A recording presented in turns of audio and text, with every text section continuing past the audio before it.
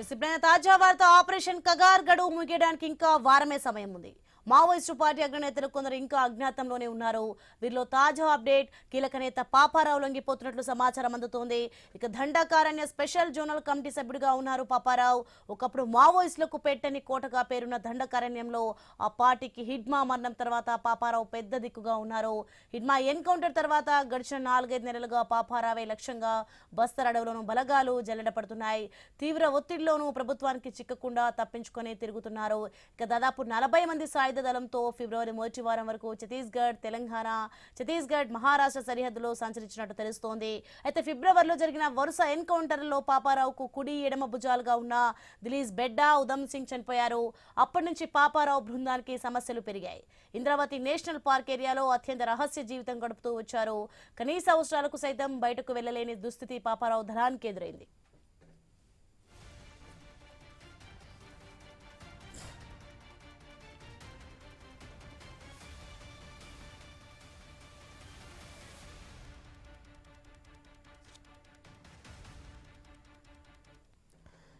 మొత్తానికైతే చూస్తున్నాం లొంగుబాటులో Maoist party అగ్రనేత పాపారావు ఉన్నారు. రైట్కి ఇదే అంశానికి సంబంధించి మరింత సమాచారం మా న్యూస్ ప్రతినిధి నవీన్ అందిస్తారు.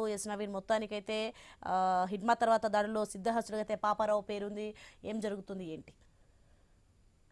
సోని, మనం చూడొచ్చు మావోయిస్టులకు మరో భారీ ఎదురు దెబ్బనే చెప్పుకోవచ్చు. ఎందుకంటే పూర్తి స్థాయిలో కూడా ఈ మధ్య కాలంలో మావోయిస్టులు చాలా మంది కూడా ఎన్కౌంటర్లు చనిపోయారు. మిగతా నేతలు కూడా చూసుకున్నట్టయితే కేంద్ర కమిటీతో పాటు ఇతర రాష్ట్ర కమిటీ సభ్యులు కూడా భారీ ఎత్తున కూడా పోలీసుల వద్ద అయితే లొంగిపోయినట్టు సిచ్యువేషన్ కనపడుతుంది. అయితే మరికొంతమంది మావోయిస్టులు మాత్రమే దండకారణ్య ప్రాంతంలో మిగిలి ఉన్న సిచ్యువేషన్ మనం చూడొచ్చు. అయితే ఇప్పటికే కేంద్ర ప్రభుత్వం పెట్టిన డెడ్ లైన్ దగ్గర పడుతుంది. దాదాపుగా ఇంకా వారం రోజులు మాత్రమే ఉండడంతో దండకారణ్యంపై ఇప్పటికే కేంద్ర ప్రభుత్వం ప్రత్యేక ఫోకస్ పెట్టినట్టుగా తెలుస్తుంది. ఎందుకంటే మార్చి 31 కల్లా మావోయిస్టు రహిత రాష్ట్రాలుగా తీర్చిదిద్దాం, మావోయిస్టు రాష్ట్రాలు ఏవైతే ఉన్నాయో పూర్తి స్థాయి కూడా అది మావోయిస్టు రహిత రాష్ట్రాలుగా చేస్తామని చెప్పేసి కూడా ఒక పక్క కేంద్ర ప్రభుత్వం చెప్పింది. మార్చి 31 కల్లా పూర్తి స్థాయిలో కూడా అక్కడ మావోయిస్టులు ఎవరైనా సరే ఉంటే తుపాకీతో కనపడతా మాత్రం సంచరిస్తే మాత్రం ఖచ్చితంగా లొంగిపోవడం లేదంటే ఎన్కౌంటర్ చేస్తామని చెప్పేసి ఒక పక్క వార్నింగ్ ఇస్తున్న నేపథ్యంలో భారీ ఎత్తున కూడా మావోయిస్టులు లొంగిపోతున్నారు. అదే బాటలో కూడా ప్రస్తుతానికైతే మావోయిస్టు మరో కీలక నేత దండకారణ్య స్పెషల్ జోనల్ కమిటీ సభ్యుడు పాపారావు కూడా లొంగిపోతున్నట్టుగా తెలుస్తుంది. దాదాపుగా ఇవాళ రేపులో ఆయన దాదాపుగా లొంగిపోయే సిచ్యువేషన్ కనపడుతుంది. ఇప్పటికే ఛత్తీస్గఢ్ సంబంధించిన పోలీసులకు కూడా ఆయన టచ్ లోకి వచ్చారు. వాళ్ళు మీడియా సంబంధించి ఛత్తీస్గఢ్ సంబంధించిన మీడియా ప్రతినిధి కూడా మధ్యవర్తిగా పాపారావు దగ్గరికి పంపించిన పరిస్థితి కనపడుతుంది. మావోయిస్టు పూర్తి స్థాయిలో కూడా, ఎందుకంటే ఈ మధ్యకాలంలో మనం చూడొచ్చు భారీ ఎత్తున కూడా తెలంగాణ లొంగిపోయిన నేపథ్యంలో ఈ తెలంగాణ లొంగిపోయిన కీలక నేతలు ఎవరైతే ఉన్నారో వీళ్ళందరూ కూడా ఇంత ముందుకు పాపారావుతో కలిసి ఉన్నట్టు సిచ్యువేషన్ కనపడుతుంది. పాపారావు ఇప్పుడు దాదాపుగా 40 మంది తోటి మాత్రమే సంచరిస్తున్నారు. అది కూడా దండకారణ్యం ఆ ప్రాంతంలో ఉన్న సిచ్యువేషన్ కనపడుతుంది. ఈ మధ్య కాలంలో లొంగుబాట్లు ఎన్కౌంటర్ల తర్వాత పాపారావు దాదాపుగా 3 రాష్ట్రాల సరిహద్దు ప్రాంతాల్లో ఎక్కువ కూడా సంచరిస్తున్నట్టుగా నిఘా వర్గాలు చెప్తున్నారు. తెలంగాణ, ఛత్తీస్గఢ్, మహారాష్ట్ర సరిహద్దు ప్రాంతంలో కూడా ఎక్కువ కూడా సంచరిస్తున్నారు. ప్రస్తుతానికి ఆయన ఛత్తీస్గఢ్ రాష్ట్రంలోని ఇంద్రావతి నేషనల్ అడవి ప్రాంతంలో ఉన్న నేషనల్ పార్క్ అడవి ప్రాంతంలో ఉన్నట్టుగా చేస్తుంది. భద్రతా బలగాలు పక్కా సమాచారం అందింది. ఈ నేపథ్యంలో ఆయన లొంగిపోతాడా లేదంటే ఎన్కౌంటర్ చేయాలనేది ఒక సమాచారాన్ని అయితే ఆయన చేరే విధంగా చేశారు. అయితే ఇప్పటికే పాపారావు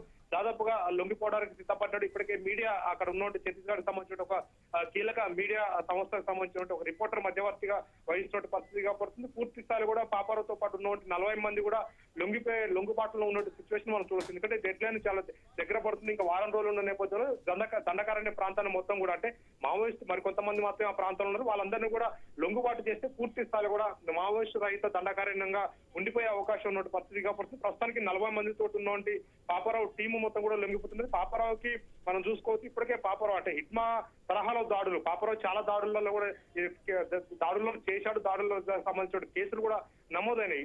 ఇతర రాష్ట్రాలు ఛత్తీస్గఢ్ తో పాటు మహారాష్ట్ర, ఒడిశా, తెలంగాణలో కూడా పాపారావుపై కొన్ని కేసులు ఉన్నట్టుగా తెలుస్తుంది. ఎందుకంటే పూర్తి స్థాయిలో ఆయన ఆ దాడుల కమిటీలో ఆయన ఉన్నాడు. హిడ్మా తరహా దాడులు కూడా ఆయన చాలా చేశాడని చెప్పేసి కూడా చెప్తున్నాడు. హిడ్మాతో కలిసి ఆయన దాడులు చేసేవాడు, లేదా ఆయన ప్రత్యేకంగా కూడా హిడ్మా గైడెన్స్ తోటి ఆయన కూడా గతంలో దాడులు చేసినట్టుగా తెలుస్తుంది. కీలక నేతే పాపారావు అని చెప్పుకోవచ్చు. పాపారావు కనుక పూర్తి స్థాయిలో కూడా 40 మందితో లొంగిపోతే ఆల్మోస్ట్ మావోయిస్టు సంబంధించిన దండకారణ్య ప్రాంతాల్లో ఆ కీలక నేతలు మాత్రం ఇంకా ఎవరు లేరని చెప్పుకోవచ్చు. కొంతమంది కేంద్ర కమిటీ పొలిటిక్ బ్యూరో సభ్యులు ఉన్నారు. వాళ్ళు ఏ రాష్ట్రంలో ఉన్నారు, ఎక్కడ ఉన్నారో తెలియదు. ఇప్పటికే ప్రభుత్వం కేంద్ర నిఘా వర్గాలు కూడా పక్క ఫోకస్ పెట్టినట్టు పరిస్థితి కాబట్టి ప్రస్తుతానికి ఇంద్రావతి నది ప్రాంతంలో సంచరిస్తున్నట్టు పాపారావుకు మాత్రం ఒక సమాచారం అందింది.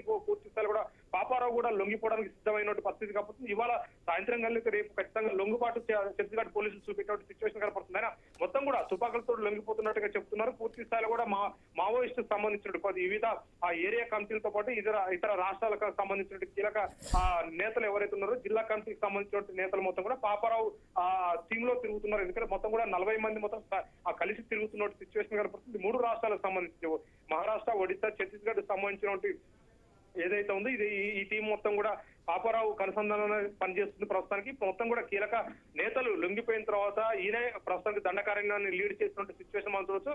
ఆ వ్యక్తి ఇప్పుడు లొంగిపోతే పూర్తి స్థాయిలో దండకారణ్యంలో ఆల్మోస్ట్ మావోయిస్టు సంబంధించిన కీలక నేతలు ఎవరు లేరని చెప్పుకోవచ్చు. Soni, right, thanks for information Naveen.